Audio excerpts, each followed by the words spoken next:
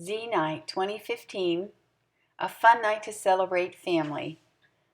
Judith Ann Zimmerman, ACED 4820, final presentation, July 24th, 2015.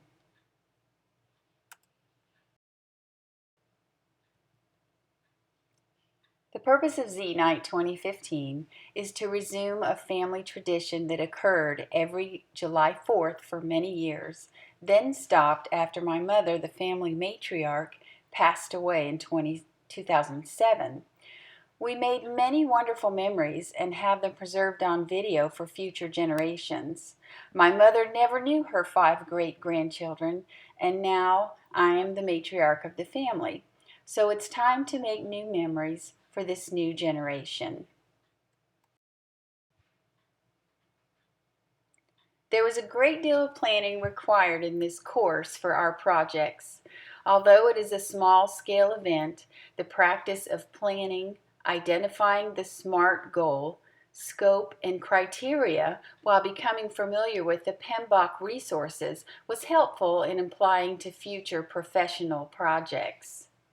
The SMART goal for this project was, by July 1st, all parties involved will be notified and briefed on details of the event, as well as individual responsibilities.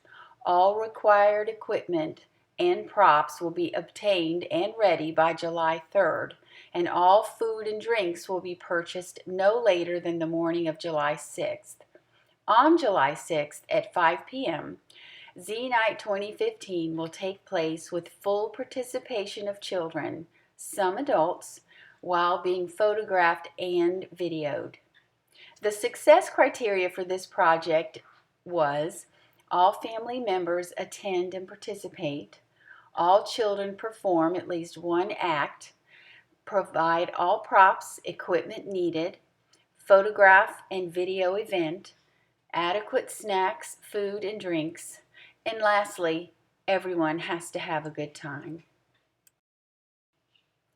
The stakeholders and the roles were identified.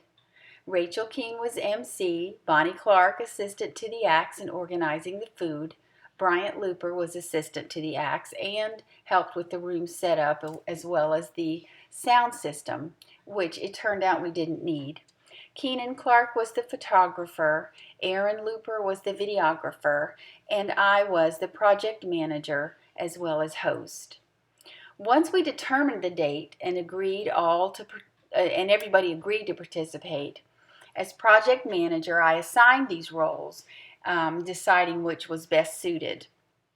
Everyone was agreeable and willing, but in the beginning, commitments and communication got off to a slow start. It required more follow-up from the project manager. In this busy culture, we learned that texting was the most successful way to communicate. Group text also added an accountability factor. Pre-planning was the most critical and challenging part of the project. And while it is definitely the most time-consuming on the front end, it will definitely make the execution phase more enjoyable for the project manager and all involved. Glitches in a family event can be amusing, but in an organization, they can be extremely costly. Some of the lessons learned were the annual family event needs to continue. Our family is on board and willing to help with advance notice. Group text are the most effective form of communication. Acoustics need to be checked out before bringing in the sound equipment, as it may not be needed. And going forward, we will include extended family members, but begin the planning phase much earlier. Some of the project aids that were beneficial for this were the project charter, which helped to define the project SMART goal, scope, requirements, responsibilities, risks, costs, schedule, and success criteria. The communication plan determined the information and the communication needs of all stakeholders. The Gantt chart established a timeline of phases of project initiation, planning, execution, and closeout. And I will add, this was a new concept, but I will definitely apply this for a lot of future projects. The work breakdown schedule divided the responsibilities following a timeline of events and milestones.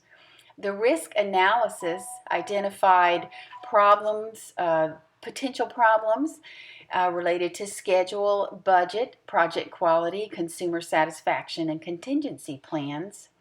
And then the post-project review was an opportunity for the project manager to analyze the outcomes and successes that occurred with the project.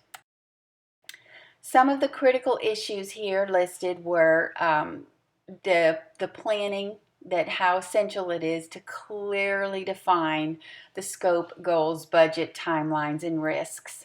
The resources on the PMBOK website were very helpful, having those templates.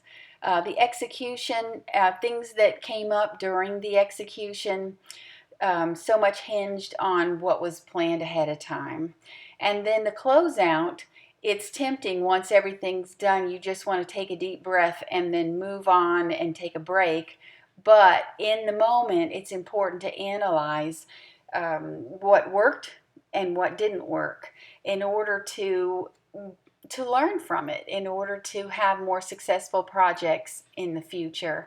Again, this was a family event, but there was so much to learn as far as the step-by-step procedures to having a successful project. It will definitely be beneficial. The project success criteria were met in the end, and each step-by-step aspect of project management in this course was a tremendous learning opportunity for future endeavors.